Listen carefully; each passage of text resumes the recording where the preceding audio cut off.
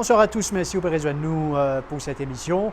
Dans l'émission de ce soir, d'abord, nous parlons du côté de la Horse Racing Division à Port-Louis, à la rencontre de ce patron, à savoir Wayne Wood.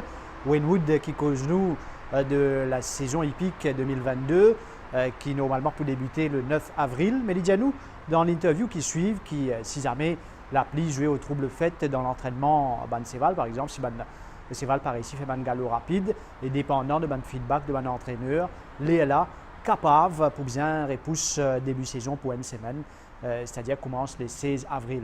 Mais nous pas encore là. Pour l'instant, la saison pour commencer le 9 avril, 34 journées au programme et pour le finir début décembre. On écoute cette interview qui nous finit réaliser avec Wayne Wood. So Wayne Wood, thank you to have us here. So preparations going on for the new racing season.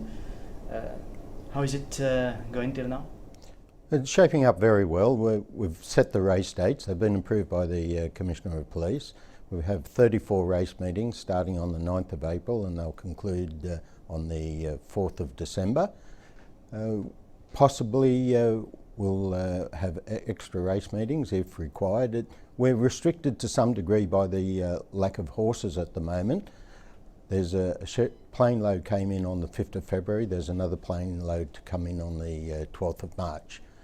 When numbers build up, we'll look at increasing the race dates if required. We've had meetings with the trainers. They're giving us a good indication. We'll contact the trainers again in 2 weeks' time to find out how their horses are coming. We're restricted at some degree by the rains that we're having. It stops the horses from being able to work fast and therefore their fitness is a concern. Possibly a race date on the 9th may have to be deferred and we may start on the 15th. But that all comes back to the trainers and their preparation. They'll let us know. We've met with the jockeys yesterday and we'll be having a meeting with all the jockeys before the meeting starts, and we'll explain to the jockeys what's required of them by this new stewards panel that is internationally brought together. They've got experience of 7 different racing jurisdictions, so we've got a lot of input from different ideas coming into Mauritian racing. The handicapper, Mr. Mahendra, he's spoken to the trainers, explained how he sees the future of racing in Mauritius for this season coming. They've been very receptive to his suggestions of terms racing, which is more of a level playing field for the horses and for the connections. It doesn't restrict the weight being disproportionate under the previous system. So at the moment, the date to kick off the season remains the 9th unless conditions, rain and so on. That's 100% correct. Mm-hmm. And you've had meetings, as you said, with trainers. How were the meetings, the trainers and the exchanges between the horse racing division and the trainers? Well, we had the first meeting was back when I originally came, but we've had a meeting to discuss the programs, the types of races that we'll be running. There was a core from the Trainers Association. They gave a great input and felt that what has been put up by the HRD was very well put together. And the meeting that we had with all the trainers, they were very receptive. That was last Monday. Then on Tuesday morning, as you most probably know, the stewards walked the track and we had a look around. We were at the track, obviously, and we ran into a few trainers who gave us great feedback on what we've put to them and the way that they see racing going for this 2022 season. At the end of the season, all the changes that we've brought into play, we'll sit down with the game players, all the participants, their bodies, and discuss where we can improve, where they felt that it didn't work out. Mr. Wood, you've had, I won't say a meeting, but Mauritian jockeys coming to you to hand over a letter. That's also a point of concern to work on for the horse racing division? Any way that we can help to try and improve racing, improve it for the participants, we'll look at. We'll take it to the horse racing committee. Some of the points, because they'll be policy or administration, will be required to be put before the GRA board, because that's their area. We have sole control over the horse racing matters. The finance, etc., is the GRA. You've met with the MTCSL yet? I know that there is 1 or 2 representatives in the meetings that the horse racing division conducts. That's right. We've asked them to come along so they have their input and they know what's happening. We've had one meeting with the MTCSL with Jerome and a couple of his counterparts, and I've also called for more meetings with Jerome, because I want, and we need them urgently, because we need to discuss race day and non-race day procedure, and I've been waiting for Jerome to come back to us about when we can have those meetings. That's going to be a turning point, this 2022 horse racing season for Mauritius, and as you were saying, things have been going well till now. Confident for the kickoff and to get into the horse racing season? I'm extremely confident.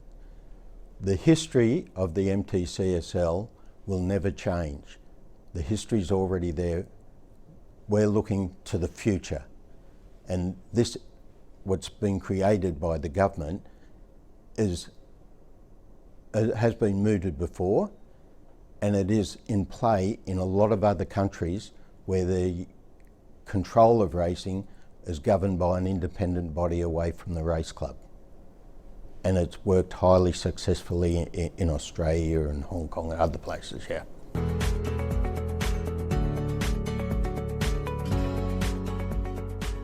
L'émission de ce soir est en grande partie consacrée à des chevaux retraités. Tout de suite là, nous pourrons trouver Ravirawa. Et il peut nous un conseil, un guide surtout pour les qui sont des coursiers retraités, qui viennent prendre en charge un ancien cheval de course. Et si vous toujours un petit doute ou bien vous avez envie d'améliorer de façon qui occupe ce cheval-là, vous êtes capable d'avoir une bribe d'informations, d'interview qui vous poursuivent maintenant avec Ravirawa. Quand soit les retailleurs, ils sortent dans la compétition et il y a le droit d'un shelter, il y a le droit d'une place. S'il n'y a aucun problème, par exemple tendon, boulet, et il y a un petit problème et qu'on est capable, comme on dit, capable de faire la compétition, faire un show jumping, dressage et faire des enfants monter, un petit loisir. Et oui, et là, et par exemple, il y a un board qui est le Horse Retirement Committee qui me connaît, moi qui existe, mon corps existe au Mauritius Surf Club. Il y a un board, il y a un président, après il y a des 3 membres qui siègent dans ce board là. Et par exemple, là où il y a beaucoup de clubs maintenant équitation qui est dans Maurice, et je ont enregistré au ministère du Sport à cause un club, c'est pareil, comment dire, un club sportif. Et aussi, je enregistré au Mauritius Surf Club. Et Mauritius Surf Club, il reconnaît qui ce club-là. Et je assez, par exemple, et dans toute bonne facilité, quand ça se va là, il sortit dans la compétition, il y a là-bas et il gagne bon la vie. Quand il nous cause une bonne la vie, c'est qu'il a besoin d'une bonne place pour y rester, il gagne son propre feed, il gagne manger, il gagne des gens pour qu'il plie, des grooming, des parfums qui besoin bien. Et aussi des gens qualifiés qui restent dans ce club-là, c'est bien important. Ça aussi, Rajiv. Justement, Ravi, pour quelqu'un prend un cheval, disons une petite compétition, puis à l'Oritagement, quel espace qui besoin déjà? Oui, et comment nous peut comme on dit, un club hippique. Moi, dès que le club hippique qui me connaît depuis des années, par exemple, le club hippique de Maurice qui trouve à Floréal, il existe depuis plus que 70 ans, 75 ans. Moi, grandi depuis mon enfance là-bas, je connais là 16 ans, je connais là-bas, il est assez grand. Et il y a à côté avec Turf Club, nous avons dit qu'il y a plus que 10 terrain. Il y a la piste qui est 850 mètres, il y a un grand manège qui paraît, comment dire, un large terrain football, il y a un autre manège au bas pour faire un petit poney, ou il y a un landing, ou il y a l'espace vert qui va se marcher dans tantôt. Et ce box est assez grand, même le box là, il date de 70 ans, mais il est bien fait. À l'époque, je fais ça avec roche, quand il n'y a pas de salaire, il est assez noté, quand il y a l'air bien. Il y a une place safety, par exemple, sur une manu, sur une fumier, je garder une place pour sécurité. Et il est bien important. Mais aujourd'hui, il y a beaucoup de clubs cavaliers qui moi travaille souvent. Là-bas aussi, il est presque pareil. Je ne fais un bon nombre, moi je dis international, c'est un nombre d'un club équitation, quand il y a tout sur une facilité pour l'animal là, il gagne sur liberté, et il y a l'espace vert, il sortit, il marche, tout ça là est important. Et à ce aujourd'hui, il y a beaucoup de clubs, vous trouvez un petit club peut faire dans tout coin de l'île. Il dit bon oui, mais comme on nous pose une question, est-ce qu'il y a de l'espace? Par exemple, là dans le Nord, on connaît un détroit qui fait, et sincèrement, je ne vais pas dire méchamment, il n'y a pas de place qui est bon pour un cheval. Ou quand on un dé, mais on pas regarder beaucoup. Ça aussi est important. Il paraît, on pas prendre la case, un petit la case de la ça vous met 20 personnes là-dedans. Ben pour un animal aussi, un cheval, des chevaux ou capable un petit espace nous, on peut dire peut-être un 25 pièces terrain, il besoin d'un solaire, il besoin d'un rondissable, ça aussi important. Alors, où au fin, comme je faisais, il travaille avec cheval. Quand quelqu'un prend un cheval retraité, qui vous considère différent, qui est bien fait pour qu'il plie bien tous les jours. Rajiv, je pense avec vous-même, nous faisons beaucoup de l'émission, le plateau, d'une cause, la formation. Moi, tout le temps, je fais l'étude, je apprends. Et même là, je saute l'Angleterre, je retourne 10 semaines, je toujours apprendre encore. Et tout le temps, quand je retourne, je dis besoin dans la formation. Et la formation, quand nous cause besoin expliquer à monde comment un proper way pour occuper un cheval. D'ailleurs, je dis ça, et je passe un petit message, les gens qui ont envie d'apprendre, je suis capable de contacter moi. Les bons qui veulent apprendre, c'est pareil comme un humain qu'on peut occuper, ou bien connaître qui mange ou bien donner par rapport à qui mange, il peut gagner, qui travaille, il peut faire, ou bien occupe ce feeding, ce bedding, l'eau qui ou bien garde en bas. C'est voilà, il besoin d'un bedding, il besoin de dormir, ou pas qu'à mettre comme ça, juste le roche ou quitte il peut affecter ce sabot. Un cheval, il besoin souvent chaque 3-4 semaines, un mois, il besoin faire ce maréchal ferrant, il besoin sans se faire, il besoin d'un vétérinaire qui vient checker et quand il a un petit problème, et besoin d'un vet check et besoin d'un dentiste équin, comme moi me faire, besoin checker souvent. À cause d'un animal, besoin d'être sur la bouche, surtout quand il est retraité, je te laisse des hauts, je te mange roche, je te mange la terre. Il est bien important, besoin d'occuper la bouche. À cause c'est le plus important avec un animal. Si tu pas occuper sur la bouche, pas occuper sur les dents, ben il peut avoir un problème après, par exemple colique, il y a un ulcère, tout ça là. Ben besoin d'une formation, besoin d'une health and safety qui est important, besoin d'une sécurité. Et surtout, besoin d'un moniteur. Je dis, à l'époque, où il y a un moniteur qualifié, je dis, un jeune, il vient, il monte cheval, il apprend que le pic, il vient, il y a un Vincent. Il paye une formation professionnelle, surtout pour la safety, pour lui-même, pour l'animal et pour les gens qui viennent monter. Nous remarquons aussi qu'il y a de plus en plus de personnes, surtout jeunes, sont intéressés prendre un cheval qui péritarié depuis compétition dans champ de masse. Ce qui est une bonne chose, certainement, mais on recommande qu'on peut dire qu'ils mettent en place systématiquement une formation avant qu'ils attribuent un cheval à une personne. Écoutez, il y a une bonne affaire qui, au lieu de cheval là pour aller et il gagne bien la vie, il gagne ce retirement, comme on dit, il est capable de vivre jusqu'à il est capable. C'est pas une bonne idée. Mais en ce qui c'est dit, on peut garder en vie, mais c'est moi où maltraite lui. Ça aussi, vous avez posé une question. Nous sommes bien contents et tout ça, un cheval qui nous tue. Moi, je connais chaque année, vous avez à peu près 50 chevals. Un cheval, vous avez gardé dans une place propre, il a besoin d'une sécurité, comme on a dit, il est important. À ce stade, beaucoup de jeunes, on dit, moi, peuvent envie de prendre un cheval. Mais moi, je ne peux pas croire que c'est une bonne idée, à cause mon corps, il peut créer plus beaucoup de problèmes.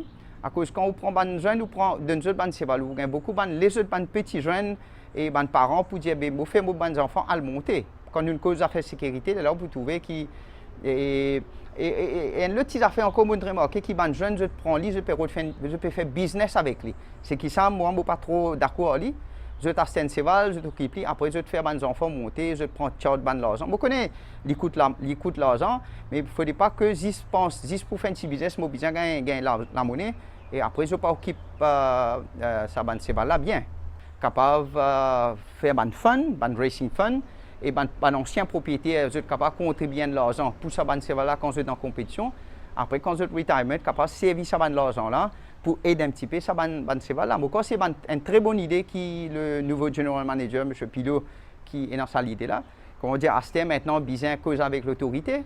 Et je crois et c'est une très bonne idée à l'avenir, comme ça les enfants, beaucoup de personnes capables de gagner facilité et faire une activité.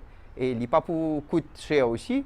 Et, mais je pense besoin d'une vision, besoin à l'avenir, capable de faire bonnes affaires. À cause de ça, là, je pense que je suis capable de gagner une meilleure vie, meilleur retirement ici à Maurice. Mais il est besoin de dire aussi qu'il y a pas mal de monde qui prend ban cheval et qui garde lui très très bien, ils prennent beaucoup de patience. Oui, moi je connais une personne qui prend un cheval depuis 20 ans, je peux encore guetter. Ça montre, c'est une personne qui est vraiment passionnée. Je ne peux pas prendre lui pour le travail avec lui pour faire des enfants monter. Je te fais ça parce que je suis content l'animal. Il paraît comme une pète. C'est dans du monde content, c'est un sat. Et dans du monde, il est content, il garde un petit budget sur des enfants contents monter. Moi, je connais un monsieur depuis 25 ans et dans un endroit bien retiré, petit des bras. Il y a des beaux cheval et moi, je fais les dents chaque année.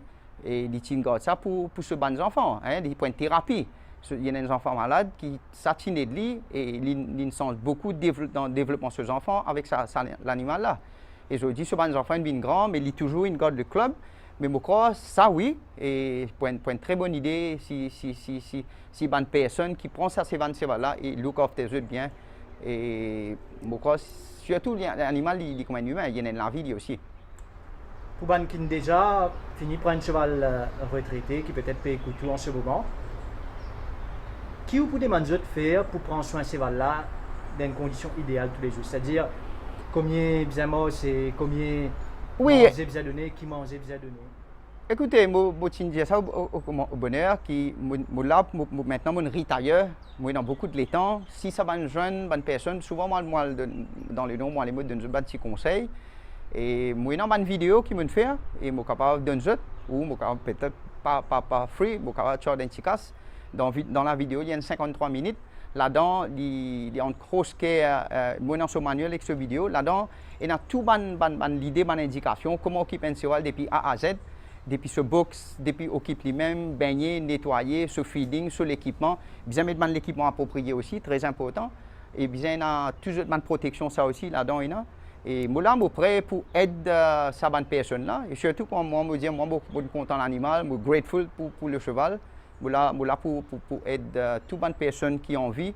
Et comme on pourrait dire, quand on fait bien, fait avec l'amour, fait avec la passion. Et un cheval, c'est un animal noble.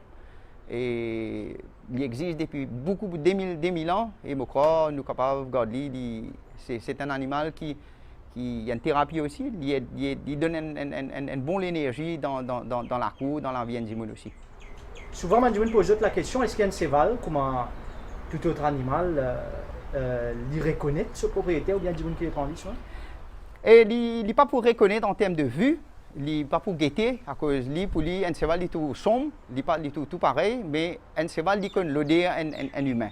Par exemple, quand moi-même, souvent quand je fais les dents cheval, quand je rentre dans ce box, je respire dans ce nez, il commence à gagner l'odeur, un jour, 2 jours, 4 jours, 5 jours, un mois, là, il finit habitué que ça l'odeur là, et ça smell humain là. Et il finit connaît et puis la façon l'approche quand on rentre dans une box c'est là il finit connaît et ça dit mon il y a un monde qui lit bien et c'est ça qu'on nous dit il y a l'instinct humain et il a un feeling il connaît ça va bon du monde ça se met et ça dit mon peut venir avec une bonne intention ou soit et il peut battre moi et c'est vrai il peut défendre définitivement il est capable de morder soit il peut taper un coup de pied derrière ou il est capable de pointer haut.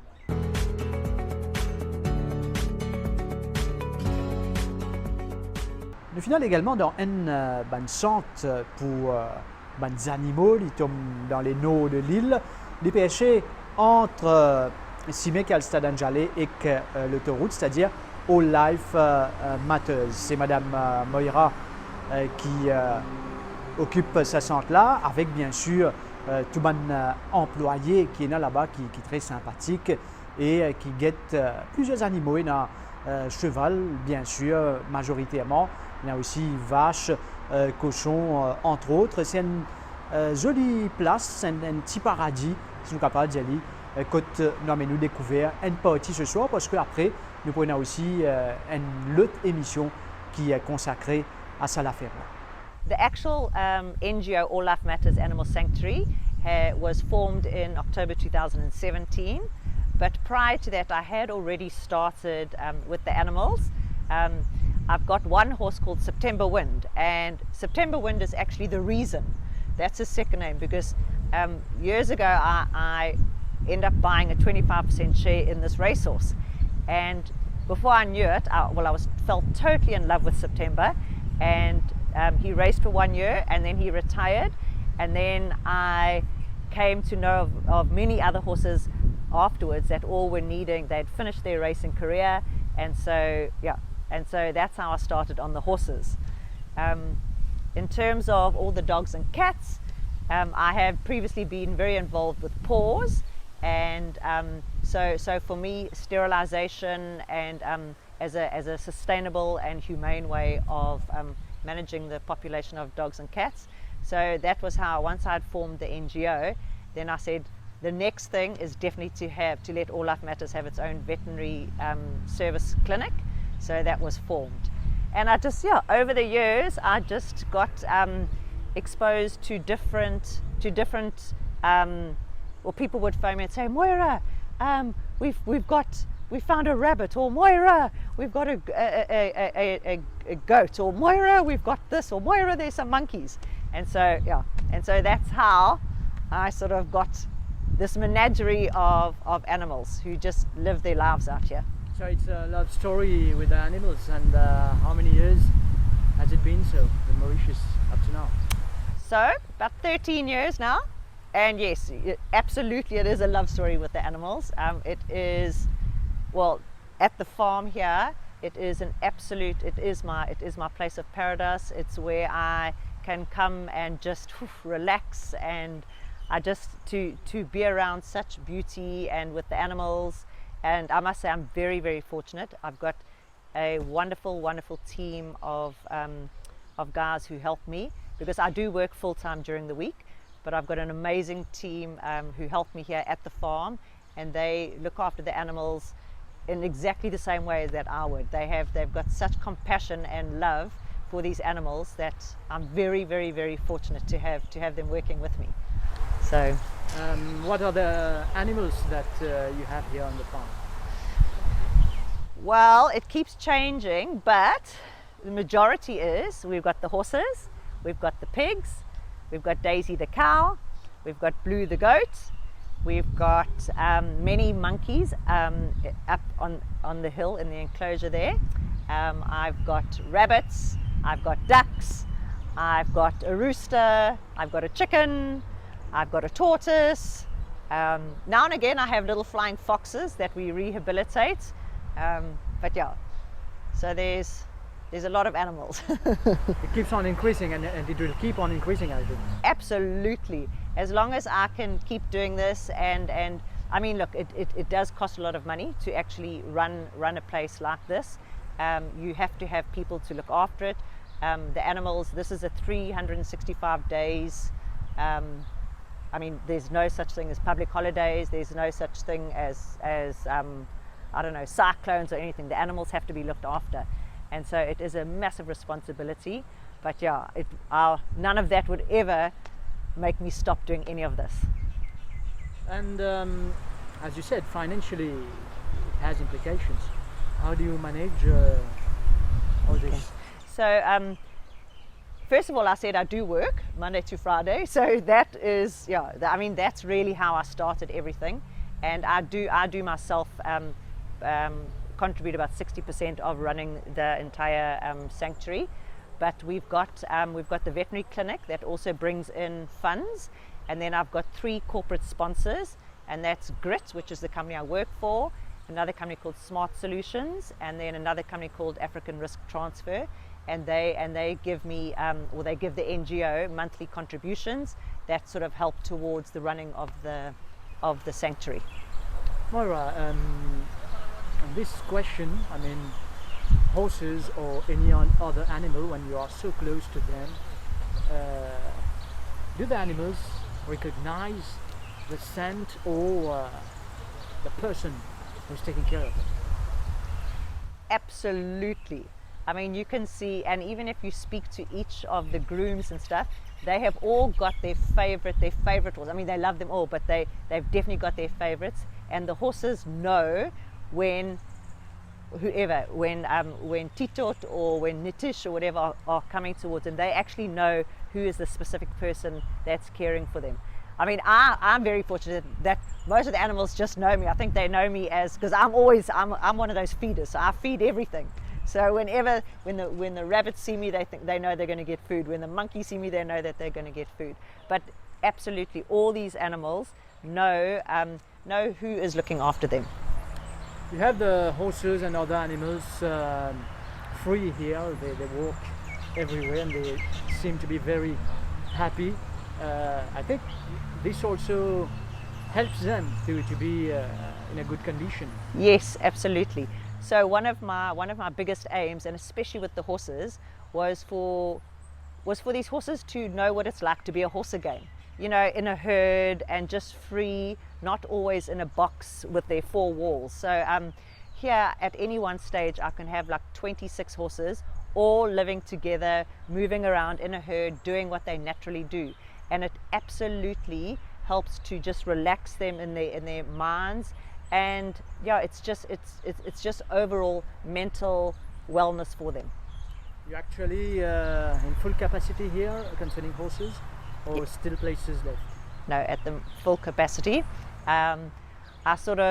It's unfortunate once in a while I do lose a horse, and within no time at all I get that box filled up, because there are always horses that are needing to be saved.